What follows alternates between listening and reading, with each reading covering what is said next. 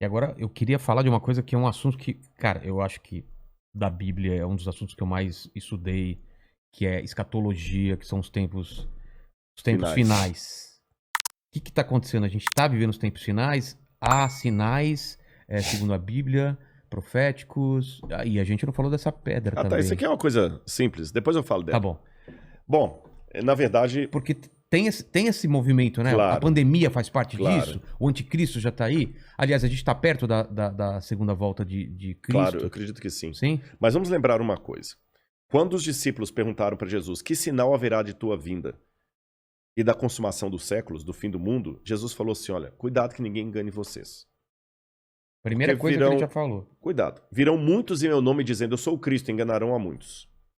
Certamente, isso está em Mateus capítulo 24. Depois, quem tiver uma Bíblia em casa, procure em Mateus capítulo 24. Ele fala o seguinte: certamente vocês ouvirão falar de guerras e rumores de guerras. Não se assustem, ainda não é o fim. Se levantará nação contra nação, reino contra reino. Haverá fomes e terremotos em vários lugares.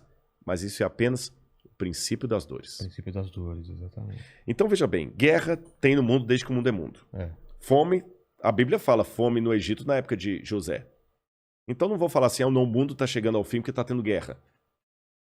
O mundo está chegando ao fim porque está tendo fome. Não faz sentido. Mas o Apocalipse coloca alguns elementos que indicavam quando nós estivéssemos chegando próximos ao fim. Embora, nota de rodapé aqui, ninguém sabe o dia nem a hora da volta de Jesus. É estupidez. Tentar adivinhar. Não, claro, não podemos isso. Você entendeu? Bom, mas a gente pode saber a proximidade dos tempos em que vivemos. Então tem algumas coisas no Apocalipse que são características do tempo do fim. Exemplo, Apocalipse 11, 19. Diz assim: as nações ficaram iradas. Chegou, porém, o juízo de Deus, e o tempo determinado para ele dar o prêmio aos seus santos e aos profetas, e o tempo para destruir os que estão destruindo a terra. Ora, na época de Cristo não tinha como destruir a terra. O Apocalipse estava fazendo uma profecia de uma época em que a terra poderia ser destruída por seres humanos, coisa que na época do Apocalipse não tinha como. E ele fala depois das pragas de Deus que iriam cair. Essas pragas não caíram ainda, mas os vislumbres dela... Não caíram? Não. A peste não é. A do Apocalipse, né? É. Mas os vislumbres delas podem estar já batendo as portas. Quer um Tá. exemplo? Quer. Diz que um anjo derramou a sua taça sobre o sol, e foi-lhe dado queimar aos homens com grande fogo. Os homens se queimavam com um intenso calor e blasfemavam o nome de Deus que tinha autoridade sobre essa praga. Olha o problema da camada de ozônio, o efeito estufa, o que está acontecendo com o sol. O outro anjo derramou a sua taça sobre os rios e fontes d'água e mares, que se tornaram como sangue de morto. Sangue de morto não é vermelho, dessa cor. Sangue de morto é escuro, é fétido, é quase coagulado. Como é que tá Pinheiros, Tietê, Lagoa Rodrigo de Freitas, as águas do mundo? Poluição. As previsões é que até 2025 a guerra do mundo vai ser pela água. É. Fala do anticristo, que ia dominar o mundo inteiro de uma maneira algorítmica, pacífica, porque é um algoritmo, o 666. O que é o 666? O que é o 666? Na época do Antigo Testamento, Deus deu algumas normas para os judeus. O povo do Oriente Médio, ele é muito simbólico, sabe? Ele tem muito esse lance do símbolo que aqui no Ocidente a gente perde.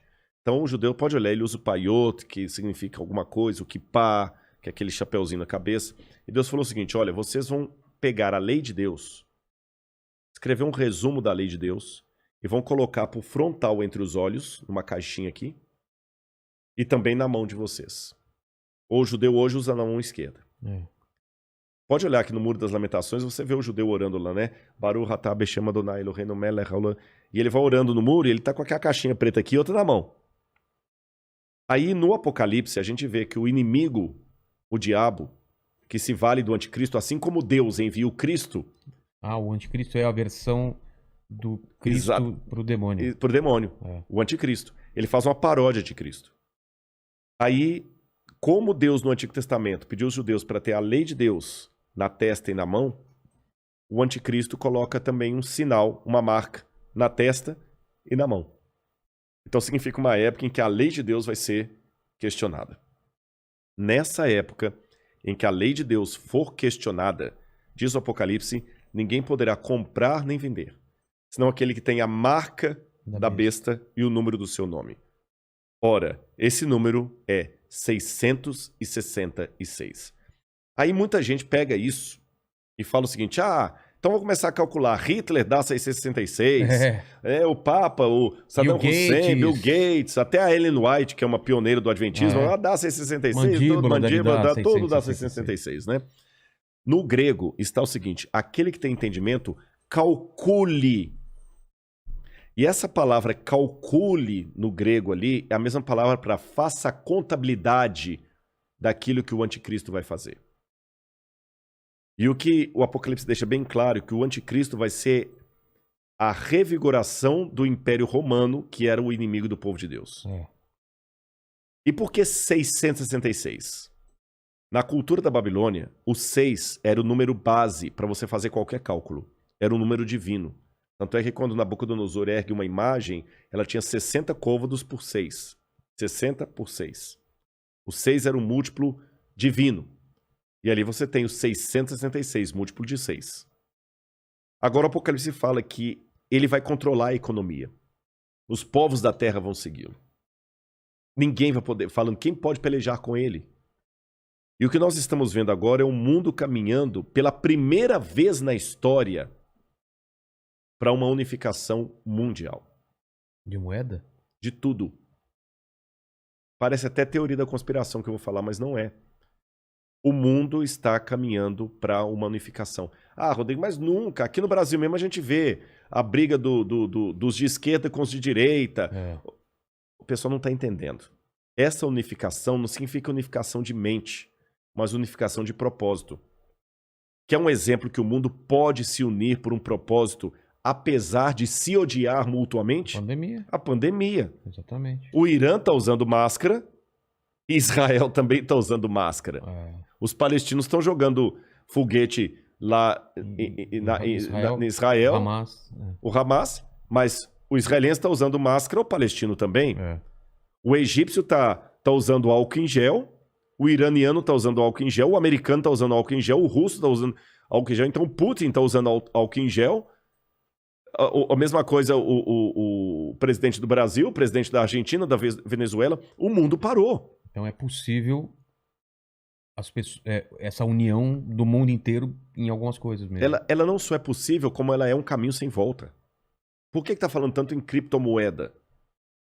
Nós já estamos passando por uma transição do dinheiro. Dinheiro de papel, né? De papel, você entendeu? Dinheiro baseado em tesouro nacional. E o mundo hoje precisa. Isso aqui não é uma defesa do Rodrigo, não é um desejo do Rodrigo. Eu estou falando de uma tendência. Tendência. O mundo precisa se unificar porque existem, Vilela, alguns elementos hoje que estão à solta, como se fossem crianças bagunceiras numa casa cheia de faca, de garfo, de objetos cortantes e letais, sem um adulto para controlar essas crianças. Você jamais faria isso. Quais são as crianças que estão à solta no mundo e precisam de um adulto para controlá-las? Um preceptor, uma babá? Internet. Quem tem domínio da internet? Você na internet você pode encontrar o podcast do Inteligência Ilimitada, mas você também pode encontrar uma fórmula para fazer um coquetel molotov. O camarada pode assediar você para fazer parte do Estado Islâmico. Quem controla a internet? Nem os Estados Unidos. Não, está na mão de ninguém. Quem controla tráfico de drogas e de armas em nível mundial? Ninguém. Lavagem de dinheiro está aí. O terrorismo está aí e lavam dinheiro. Quem controla bolsa de valores? A economia do mundo não aguenta por mais 20 anos nas mãos da bolsa de valores que é especulativa. Se cair a bolsa de Tóquio, você nunca foi ao Japão, mas você pode perder o seu emprego e essa casa aqui porque caiu a bolsa de Tóquio. O Bradesco pode falir porque teve um crash na bolsa de Nova York. E a gente viu, essa pandemia viu como nós estamos economicamente vulneráveis. Economicamente vulneráveis. Quem controla o terrorismo mundial? Então esses elementos... mais um. A ecologia.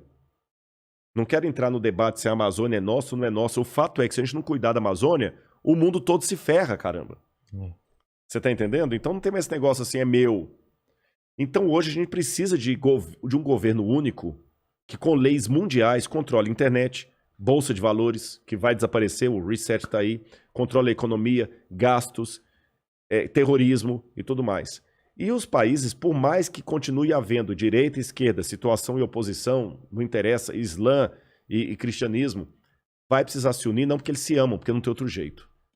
E essa união está muito parecida com o caminho de preparação para o anticristo. Agora, a minha questão aqui não é cair naquela esquizofrenia escatológica de achar agora que qualquer coisa eu tenho que evitar porque senão é uma marca da besta. Eu já vi gente, isso aqui é sério, que não quer deixar colocar o revolvinho da temperatura na testa da mão, que aquele é a marca da besta. Calma. Estupidez, não tem nada a ver um negócio desse, gente, tá bom?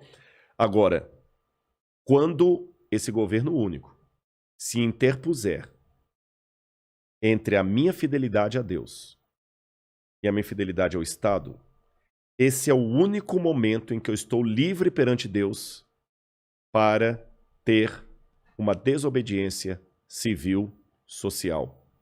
Porque a própria Bíblia me ensina a ser obediente às autoridades constituintes. Mesmo quando Nero estava no poder, Pedro escreveu: respeitem as autoridades constituídas. A César o que é de César. Dai César o que é de César. Pague os impostos. Seja um bom cidadão. Que a crise não venha por culpa de vocês. A Bíblia me ensina a ser um bom cidadão. Porém, a própria Bíblia fala: quando o governo der uma ordem... A Bíblia não diz isso explicitamente. Diz assim, em termos filosóficos. Sim. Quando o governo der uma lei que vá contra os mandamentos da lei de Deus, como os companheiros de Daniel na Babilônia, enfrente a morte se preciso for, mas não ceda. Talvez essa seja a diferença de um teólogo apaixonado por Deus e pela Bíblia e alguém que simplesmente é um acadêmico livre. Porque que especialista em literatura inglesa, em sã consciência, teria coragem de morrer por sua interpretação de Shakespeare? Mas a Bíblia é um livro que já levou muitos ao martírio para não abrir mão daquilo que a Bíblia ensina. Falou que a segunda vinda de Cristo está próxima. Mas, segundo os eventos, o anticristo chega antes. Chega antes. Não é? Ele antecede a volta de Jesus. E já está por aqui? Você acha? Eu acredito assim, lendo a Bíblia, o anticristo, ele é um poder, era o poder romano, porque João já falava lá, o anticristo já opera entre nós. E João fala, muitos anticristos já saíram pelo mundo. Ele só está aguardando aquilo que o detém. Então o anticristo naquele tempo era Roma. Os exegetas veem, a besta era Roma. Só que a Bíblia fala, através do apóstolo Paulo, que havia uma grande apostasia do povo de Deus. Que palavra é essa, apostasia? Eles abandonariam a fé, se uniriam a Roma, e Roma no futuro voltaria travestida de cristã, por isso que é o anticristo, nome que não aparece no Apocalipse, mas aparece nas epístolas de João. Ah, tá. Anticristo, anti em grego é aquele que toma o lugar de. Então o anticristo é aquele que toma o lugar de Cristo e vai dominar o mundo. Então a minha sugestão para todos é o seguinte, fiquem atentos às propostas governamentais. Qualquer coisa que não infrinja a minha fé naquilo que eu entendo pela Bíblia ser o correto, eu vou seguir. Eu vou me vacinar. Eu não vou ficar caindo em teoria da conspiração. Ah, mas a vacina é uma maneira de aniquilar um terço da humanidade. Eu acho que vai ser muito mais fácil Eu vou me vacinar. Só não vou tomar a Coronavac, né? Que está questionada aí. Senão eu não posso entrar em Israel. Mas eu vou me vacinar. Israel não aceita. Não aceitou. Muitos países da Europa não aceitam a Coronavac. Né? Lamento o Butantan aí, mas a menos que mude o cenário, a Coronavac não está sendo aceita. A Pfizer, ou a Moderna, ou a outra, lá de Oxford. Essas são aceitas. Mas eu vou me vacinar. Você está entendendo? Agora, não vou cair em teoria da conspiração. Agora, o dia que houver uma lei que se interpuser entre a minha fidelidade e aquilo que Deus pediu de mim, aí eu estou disposto a enfrentar até a morte.